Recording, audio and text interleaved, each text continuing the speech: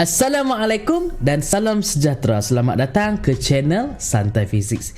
Kali ini di channel Santai Fiziks ini kita akan melihat topik baru di dalam silibus fiziks tingkatan 5. Apakah topik tersebut?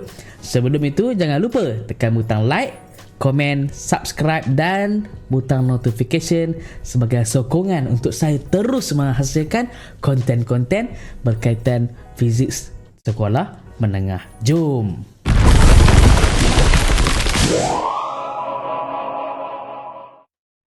Ini adalah buku teks fiziks tingkatan 5. Dalam buku teks fiziks tingkatan 5 ini ada satu topik baru, iaitu fiziks kuantum. Dalam fiziks kuantum ni kita ada 3 lagi subtopik: teori kuantum cahaya, kesan fotoelektrik dan juga teori fotoelektrik Einstein. Sebenarnya ramai jugalah yang kata susah tajuk ni. Tapi bagi saya, kalau kamu tengok sendiri teori kuantum cahaya, kesan fotoelektrik, teori fotoelektrik, semuanya berkaitan dengan foto ataupun dengan cahaya. Jadi kalau kita boleh faham cahaya tu macam mana, insya-Allah tajuk fiziks kuantum ni akan jadi mudah. Okey, tapi sebelum kita pergi ke tajuk fiziks kuantum ni, saya nak bawa anda ke tahun 1890. Kita nak lihat bagaimana idea fiziks kuantum ni muncul. Okey, kita kembali ke Berlin 1890. Pada ketika ini era revolusi perindustrian sedang berlaku. Jadi banyak teknologi-teknologi baru dari seluruh dunia sedang berkumpul dekat sini. Antaranya adalah ni gambar ni. Mentol yang pertama dicipta. Okey, oleh siapa gambar tu? Thomas Edison. Dia yang mencipta mentol ini di Amerika. Tapi kenapa dibawa pula ke Jerman? Sebab dekat Jerman era revolusi, nampak tak tu? Apa yang ada dalam gambar tu? Tiang lampu. Jadi peluang nak mencipta keuntungan. Banyak syarikat-syarikat engineering nak bawa masuk mentol ni, nak bagi pasang dekat tiang-tiang lampu ni lah. So dapatlah create income. Tetapi pada masa yang sama, banyak juga kajian-kajian, sebab kan dalam proses nak berkembang maju, kajian-kajian teknologi-teknologi baru dilakukan. Salah satunya adalah berkaitan dengan mentol ini. Okey, apa yang berlaku adalah mentol, kita tahu kan dia macam ni kan. So kita bagi sumber elektrik, filament tu akan mula panas dan menghasilkan cahaya bila dia start glowing. Okey, salah satu seorang yang sedang buat kajian daripada beratus-ratus orang yang sedang mengkaji tu adalah ni mamak ni, Max Planck. Dia simple je statement dia nak kaji. Dia kata mengapa warna cahaya berubah apabila filament mentol tadi dipanaskan. Kita mungkin perasan kan, kalau kita bagi elektrik, semakin banyak elektrik, lampu tu akan menjadi semakin cerah. Tapi dia bukan fokus dekat kecerahan tadi. Dia fokus dekat warna cahaya. Dia perasan bermula dengan warna merah, kemudian naik ke warna kekuningan, kemudian sampailah ke warna bright yellow. Yellow yang kuning yang begitu cerah. Walaupun dah bagi banyak tenaga elektrik, tak boleh berubah lagi dah. Dia stop kat situ. Sedangkan dia tahu yang spektrum cahaya. Tahu tak spektrum tu macam mana?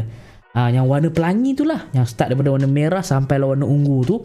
Dia hairan kenapa bila dah sampai ke kuning bright ni, mentol tu tak nak pergi ke warna ungu. Bagilah banyak mana pun tenaga elektrik, warna ungu tak muncul. Dia hairan.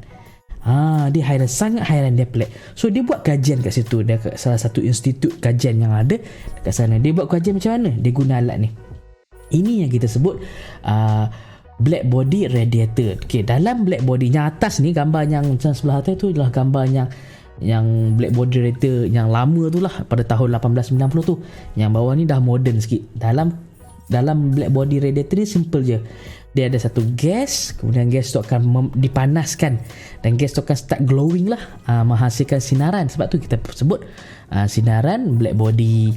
Okey, so dia kaji, kenapa tak dapat lagi warna ungu ni? Dia hairan, dah bagi dah dia panaskan suhu yang tinggi dah pun still tak boleh.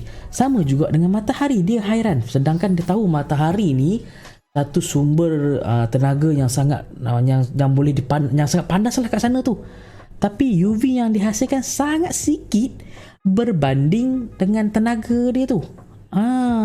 Jadi pada masa tu tak ada lagi penjelasan fizik moden, fizik klasikal lepas sebelum tu tak dapat nak jelaskan situasi yang Max Planck ni temui. Jadi masalah ini dikenali sebagai ultraviolet catastrophe ataupun bencana ultraunggu. Kebaikan yang Max Planck perolehi daripada kajian beliau adalah beliau telah menemui dari segi matematik hubungan antara tenaga dan juga frekuensi cahaya. E equals to HF, dan mana F itu adalah frekuensi cahaya yang dihasilkan, E adalah energi yang dibekalkan, dan H adalah pemalar. Tapi disebabkan Max Planck yang buat kajian ni, H ni dinamakan sebagai Planck constant atas nama dia lah. Dia dapat temui hubungan antara energi dan HF, tetapi tak ada, dia pun sendiri tak faham sebab fizik klasik pada masa tu tak dapat jelaskan. So ini menjadi misteri yang kekal kat situ, kekal pada masa tu lah.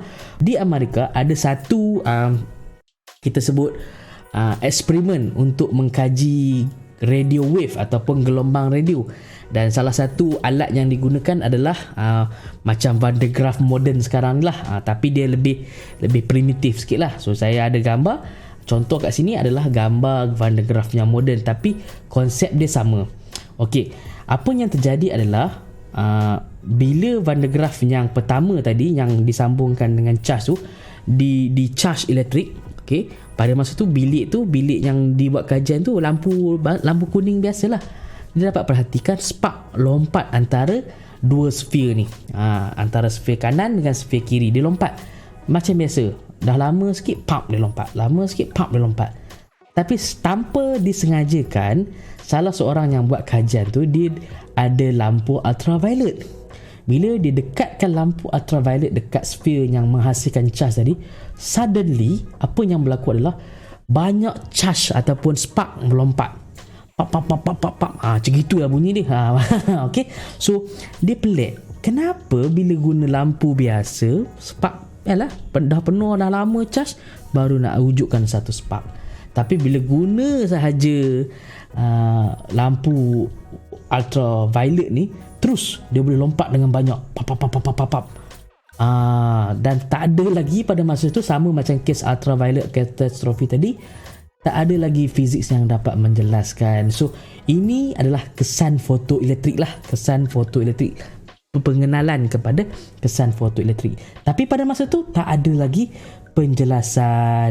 Dan kedua-dua isu tadi, kedua-dua kes tadi, kesan fotoelektrik effect dan ultraviolet catastrophe ni kekal menjadi misteri. Saintis pada masa tu tak ada penjelasan dari segi fiziknya. Sampailah seorang ni, genius ni, Einstein. Dia bagi penjelasan, dia kata apa? Kita kena assume yang cahaya ini adalah satu aliran partikel kuantum. Dia kata macam tu. Kita kena bayangkan yang, kalau kita tengok gambar, saya bagi satu gambar berbola ni, warna biru ni, kita kena gambarkan dia adalah stream of particle yang berbola tadi. Kita kena gambarkan macam tu. Dia kata cahaya macam tu. Kita kena lupakan apa yang fizik klasik cakap. Fizik klasik cakap cahaya adalah bersifat gelombang. Sebab kita tahu cahaya boleh dipantulkan, cahaya boleh dibiaskan, cahaya boleh dibelaukan. Ini adalah ciri-ciri bersifat gelombang. Kita kena lupakan yang itu sementara, dan kita kena anggap sebagai cahaya adalah satu aliran partikel ataupun kuantum. Dalam satu aliran tu ada banyak paket-paket partikel tadi tu, yang mana setiap paket tu ada tenaga dia. So bila Einstein cakap macam ni, dia telah secara automatik solve the mystery tadi. Yang Max Planck jumpa E equals to HF, itu maksudnya satu paket tenaga. Kemudian dia juga cakap, rupa-rupanya kesan fotoelektrik adalah disebabkan apabila partikel-partikel ini ataupun kuantum-kuantum cahaya ini, yang mana kita sebut foton selepas ini, melanggar elektron-elektron dekat sphere tadi, sebab tu dia boleh keluar. Sebab tenaga dia cukup untuk menendang elektron. Kalau guna lampu merah, yang mana lampu merah ni frekuensi dia rendah. So kita ingat formula tadi, kalau kita patah balik formula, bila frekuensi tinggi, energi tinggi kan. Frekuensi tinggi ni lampu biru ataupun lampu ultraviolet. So energi dia tinggi.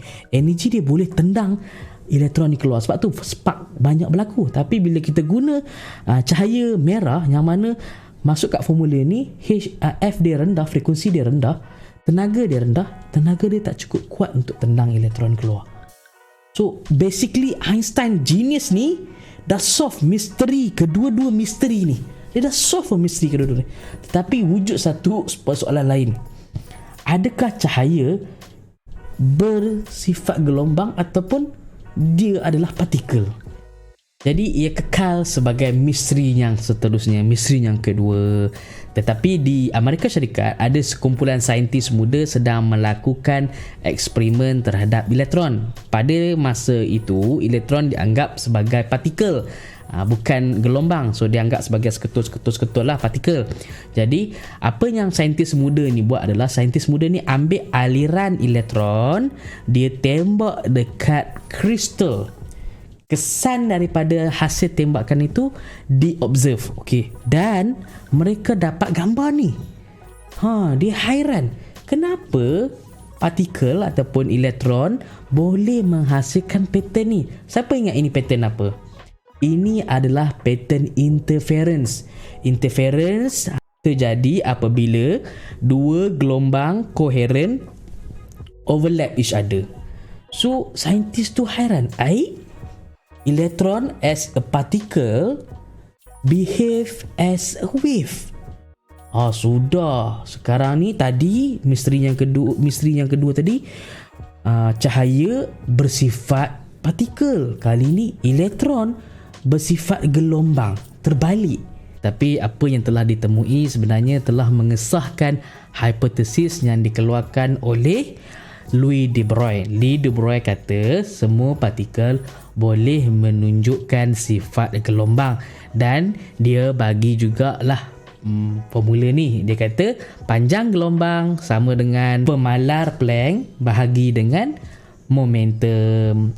So rupa-rupanya setelah evolusi ilmu ini berlaku, kita dapat tahu yang cahaya boleh bersifat gelombang dan juga bersifat partikel. Itu sahajalah sembang santai kita pada kali ini.